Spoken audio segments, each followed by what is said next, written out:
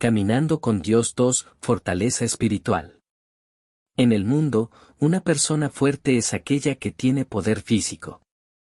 En el mundo, los que tienen más posesiones, más autoridad y puestos más altos, son llamados fuertes. Es un mundo donde la supervivencia del más apto se ha vuelto casi una verdad. Por eso, las personas luchan con desesperación para no ser devoradas por los más fuertes, intentando escapar del lugar de la debilidad. Persiguen la riqueza, el poder y el estatus, las cosas que poseen los fuertes. Y a veces, incluso cometen injusticias en ese camino. Tristemente, incluso dentro de la iglesia, hay quienes invocan el nombre de Dios y persiguen esas cosas. Pero la persona fuerte en la Biblia, la persona fuerte espiritualmente, no es en absoluto como la persona fuerte que el mundo admira. Como la luna, no como el sol. Los fuertes espirituales, según la Escritura, son sin duda los hombres y mujeres de Dios. En la Biblia vemos a quienes intentaron convertirse en el sol. Y a quienes brillaban como el sol, atrayendo la atención hacia sí mismos. Había gigantes en la tierra en aquellos días, y también después, cuando los hijos de Dios se unieron con las hijas de los hombres y ellas les dieron hijos. Estos fueron los héroes de la antigüedad, hombres famosos. Cus fue padre de Nimrod, quien llegó a ser el primer poderoso en la tierra. Fueron héroes, hombres de renombre. Pero justo después, la Biblia muestra cómo estos hombres poderosos usaron su fuerza para oponerse a Dios. El Señor vio que la maldad del ser humano en la tierra era muy grande. Y que todos los pensamientos de su corazón estaban inclinados únicamente hacia el mal todo el tiempo. Al Señor le pesó haber hecho al ser humano en la tierra. Y le dolió en el corazón. Y dijo, borraré de la faz de la tierra al ser humano que he creado. Y también a los animales, a las aves y a los seres que se arrastran. Porque me pesa haberlos hecho. Nimrod fue un poderoso cazador delante del Señor.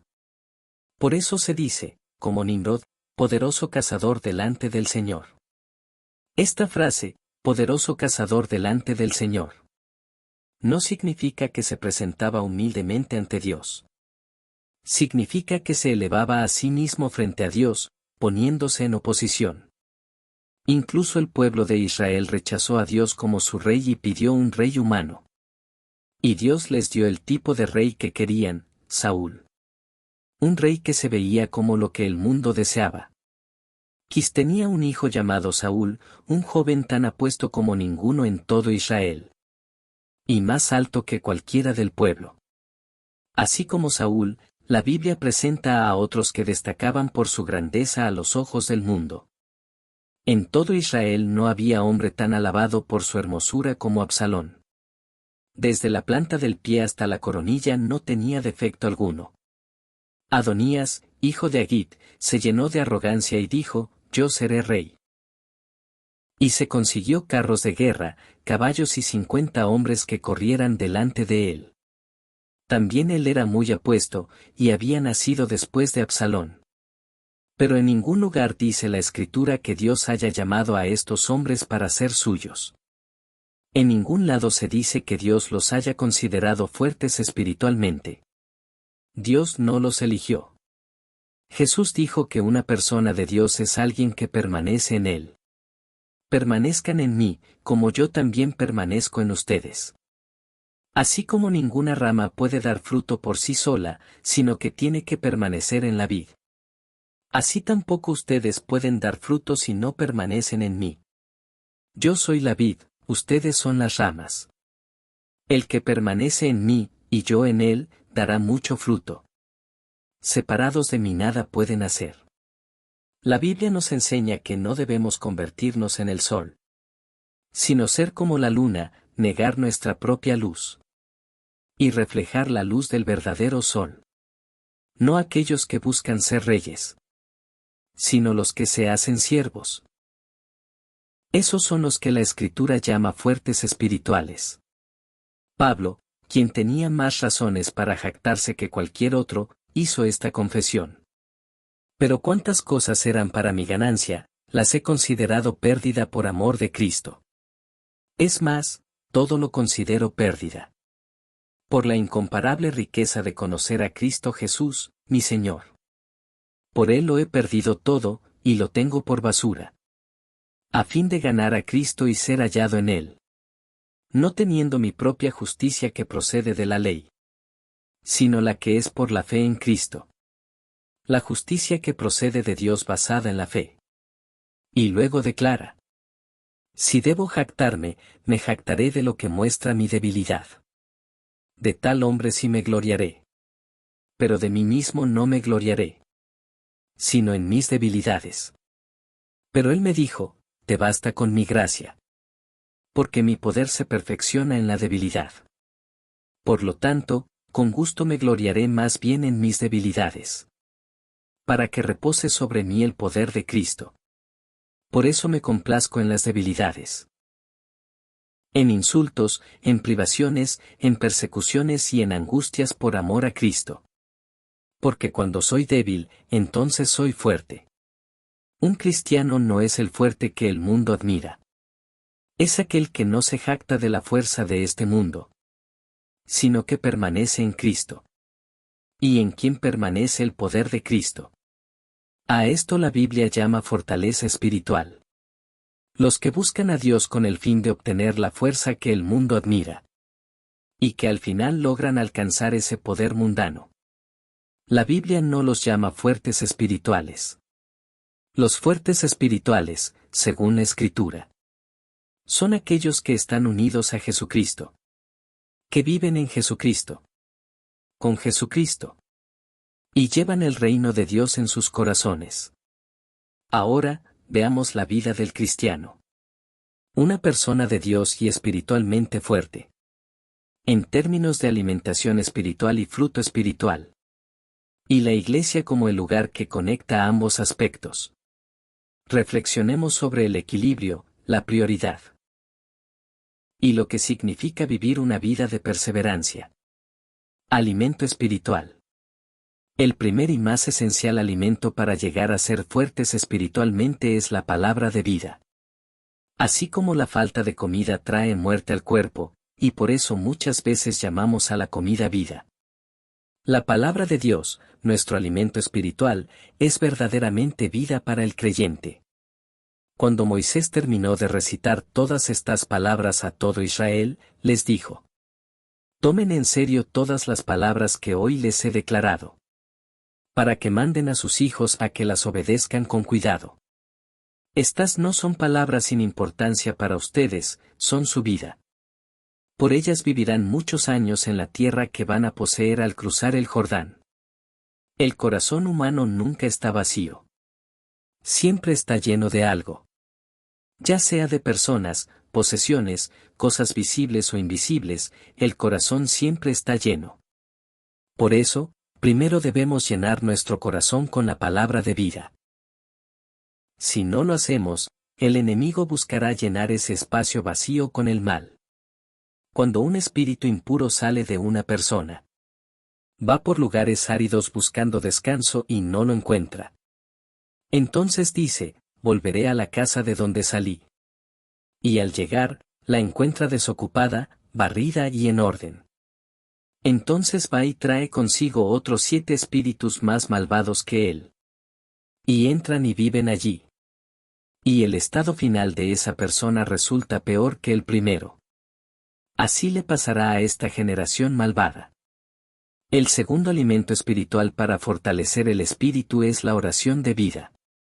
La oración no es simplemente pedir ayuda para nuestras necesidades o circunstancias. La oración es el canal de gracia que Dios ha dado a su pueblo. Para restaurar y mantener la relación con Él. Por medio de la palabra, escuchamos la voluntad de Dios. Y por medio de la oración, hablamos con Dios.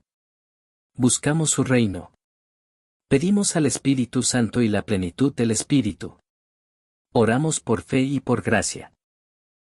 Y llenamos nuestra mente y nuestra vida de Dios mismo. Eso es la oración. Así como la palabra es la vida a la que debemos aferrarnos todos nuestros días. La oración es el aliento de vida que no debe cesar jamás.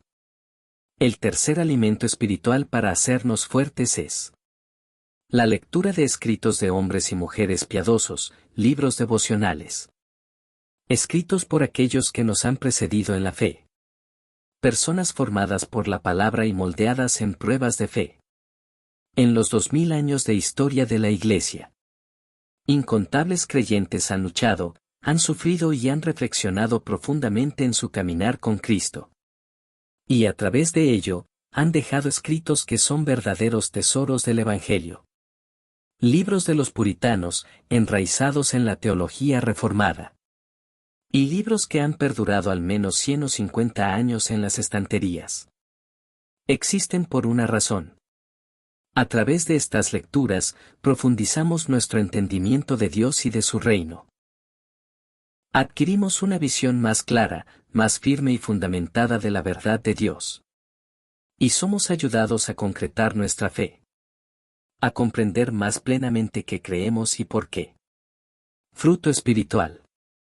En la vida de fe, simplemente escuchar, aprender y ser instruido no hace a alguien maduro.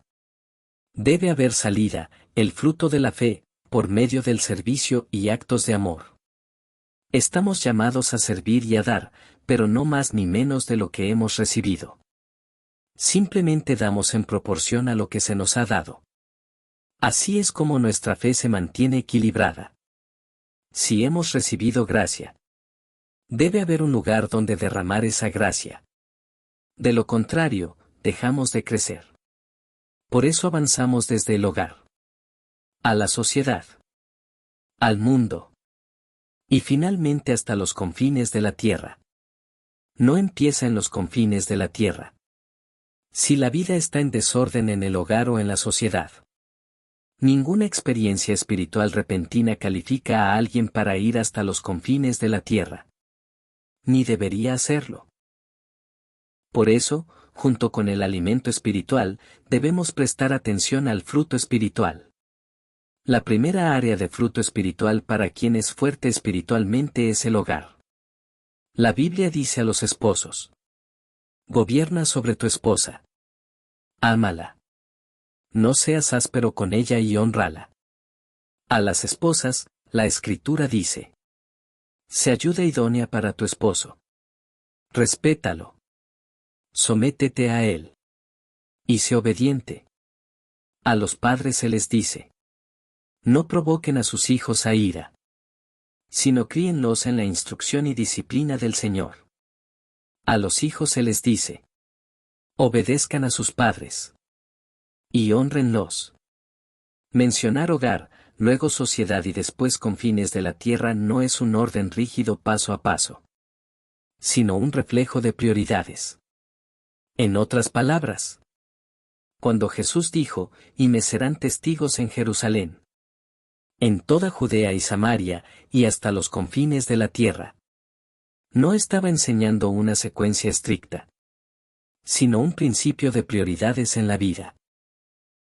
No se trata de que primero debamos evangelizar perfectamente nuestro hogar para luego pasar al mundo, o que el mundo debe ser transformado antes de ir a las naciones.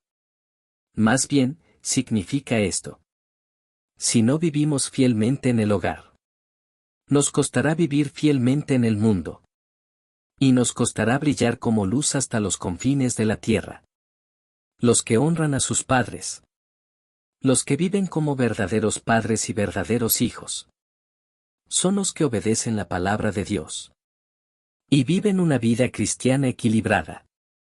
Pero si alguien no vive de manera fiel en el hogar como padre o hijo, y aún así intenta tener credibilidad en la iglesia o en el mundo, esa debilidad eventualmente saldrá a la luz. La segunda salida espiritual del fuerte en el espíritu es el mundo. Jesús dijo: ustedes son la sal de la tierra. Ustedes son la luz del mundo. Esto no es una dirección ni una aspiración. Es una declaración de identidad. No dijo: lleguen a ser sal, lleguen a ser luz.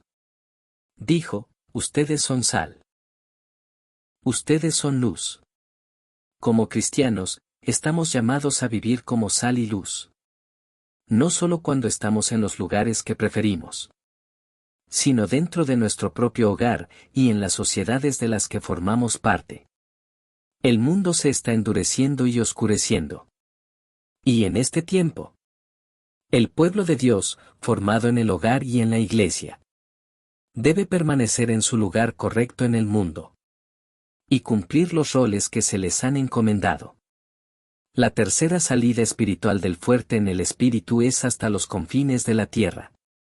Jesús dio este mandato para todas las naciones. Por tanto, vayan y hagan discípulos de todas las naciones, bautizándolos en el nombre del Padre y del Hijo y del Espíritu Santo, enseñándoles a obedecer todo lo que les he mandado. Vayan por todo el mundo y prediquen el Evangelio a toda criatura. Ustedes son testigos de estas cosas. Pero recibirán poder cuando el Espíritu Santo venga sobre ustedes. Y serán mis testigos en Jerusalén, en toda Judea y Samaria, y hasta los confines de la tierra. Como el Padre me envió a mí, así yo los envío a ustedes. Dios ya ha determinado el objetivo, el cumplimiento de su reino.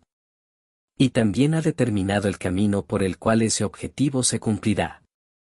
Ese camino es la evangelización. Así que obedecemos, porque es lo que Dios manda. Es el mandato final de aquel que nos dio la vida. Atravesando lenguas y culturas, el pueblo de Dios proclama el reino de Dios. Y mientras caminan con Dios, el mundo llega a conocer quién es Él. En ese día se unirán muchas naciones al Señor. Y serán mi pueblo.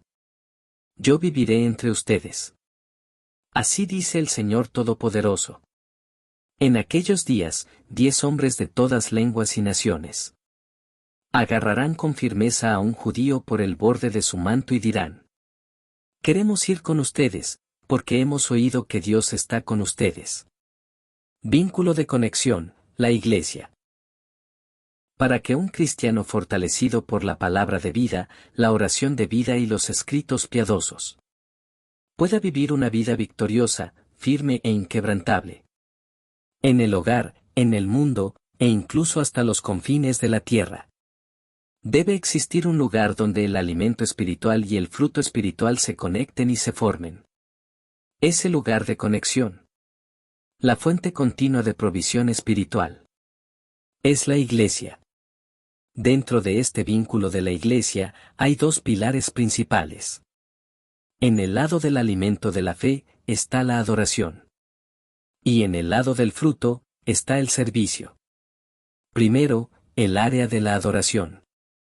Si un creyente está siendo alimentado con la palabra y la oración de manera saludable y constante, la adoración se convierte en un canal por el cual fluye una gracia aún más profunda. La adoración no puede ser enfatizada demasiado. Sin embargo, no debemos olvidar que el alimento espiritual debe venir primero. Así como ningún medicamento actúa bien sin una nutrición adecuada. Incluso el mejor suplemento puede volverse dañino si se toma sin haber comido. De la misma manera, una vida cristiana fuerte, construida sobre una base constante de alimento espiritual, hace que la adoración sea rica y significativa. Claro, una dosis de medicina en el estómago vacío puede ayudar una o dos veces. Pero si nos importa la salud a largo plazo, el medicamento debe seguir a la comida, o tomarse con ella. Además, la adoración debe ir más allá de un simple servicio de adoración. La verdadera adoración a Dios es más que un evento programado. Es una vida de adoración. Si la adoración es el pilar de entrada en la Iglesia, entonces el servicio, a través de actos de amor dentro de la Iglesia, es la salida. Cuando estamos llenos de gracia y fuerza mediante la adoración, debemos comenzar a servir en la comunidad amorosa de la Iglesia, usando la gracia y los dones que Dios nos ha dado. En ese proceso, empezamos a descubrir y moldear quienes somos en Cristo. Nadie puede decir que está viviendo verdaderamente la vida cristiana Si solo aparece para adorar y no hace nada más. Es a través del servicio y los actos de amor que crecemos y maduramos. Pero debemos recordar. Esa salida no debe quedarse solamente dentro de la iglesia. La iglesia es el lugar de entrenamiento, donde se construye el fundamento de la fe. Allí somos formados, para que podamos brillar con fuerza en nuestros hogares y en el mundo. Hay personas que parecen líderes fieles dentro de la iglesia, pero viven como morosos espirituales en su casa o en su trabajo. Esa no es la vida de un cristiano saludable. Equilibrio. Una persona fuerte espiritualmente es alguien que recibe bien la gracia de Dios, por medio de la palabra y la oración. Y que también comparte bien esa gracia, por medio del servicio y el amor. Cuando una persona se enfoca solo en recibir, sin ninguna salida a través del servicio, se vuelve espiritualmente obesa. Y la obesidad espiritual muchas veces lleva al orgullo. Pero cuando alguien da y sirve sin ser llenado por la palabra y la oración, es solo cuestión de tiempo antes de que se agote espiritualmente y se seque por dentro. Debemos recordar. Una persona físicamente sana no es simplemente alguien grande o fuerte, sino alguien que se alimenta bien y que digiere bien. Lo mismo ocurre con una persona espiritualmente fuerte. Se alimenta constantemente con la palabra y la oración. Y con la gracia que ha recibido, sirve y cuida de otros. Está equilibrada. Está firme. Jesús dijo: ama al Señor tu Dios con todo tu corazón, con toda tu alma y con toda tu mente. Este es el primero y el más importante de los mandamientos. El segundo se parece a este: ama a tu prójimo como a ti mismo. De estos dos mandamientos dependen toda la ley y los profetas. Jesús dijo que amar a Dios y amar al prójimo son lo mismo. Así como necesitamos la gracia de Dios para amarlo a Él, también necesitamos su gracia para amar a otros. No podemos decir que amamos a Dios mientras odiamos a nuestro prójimo. Y no podemos decir que amamos al prójimo mientras ignoramos a Dios. Los dos van unidos. De la misma manera, los espiritualmente fuertes son aquellos cuyo alimento y fruto de fe se mantienen en equilibrio. Debemos disfrutar al Dios de este momento y recibir su gracia presente cada día. Eso significa que necesitamos alimento constante, continuo. Y una salida que lo acompañe. Así es como mantenemos el equilibrio. Y vivimos una caminata de fe larga y saludable. Ni con sobrepeso, ni desnutridos. Eso es lo que le hace bien al cuerpo. Y al alma. Prioridad. En la relación entre el alimento y el fruto espiritual. Y dentro de cada una de esas áreas, lo más importante es la prioridad. El fruto nunca debe venir antes que el alimento. Y dentro del alimento espiritual, la palabra de vida debe venir antes que la oración. Y la oración antes que los libros sobre la fe. Del mismo modo, dentro del fruto, el hogar debe venir antes que el mundo. Y las misiones hasta los confines de la tierra no deben venir antes que ser sal y luz en el mundo que nos rodea. No se trata de un orden estricto de tiempo. Se trata de lo que más importa. Se trata de prioridades espirituales en nuestra vida. No es una línea de tiempo que tenemos que seguir, sino un principio que debemos guardar siempre en el corazón. Firmeza. Los espiritualmente fuertes, según la Biblia, son los que han sido probados en la firmeza. Los fuertes espirituales no son personas como Saúl o Salomón, que fueron usados grandemente pero que al final cayeron y fueron desechados. Aunque el comienzo de alguien no sea impresionante, aunque su vida de servicio no sea muy visible, si permanece fielmente en el lugar que Dios le dio, y cumple su función sin cambiar, esa es una persona fuerte espiritualmente. En una obra de Navidad, los papeles principales pueden ser José y María.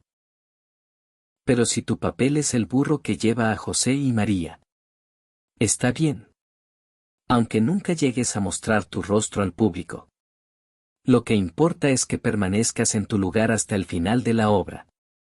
Todos los que han recibido un rol deben permanecer en su lugar. Incluso el que hace de burro debe terminar bien. Eso es fidelidad. Eso es ser constante. Y la Biblia llama a esa persona una persona espiritualmente fuerte.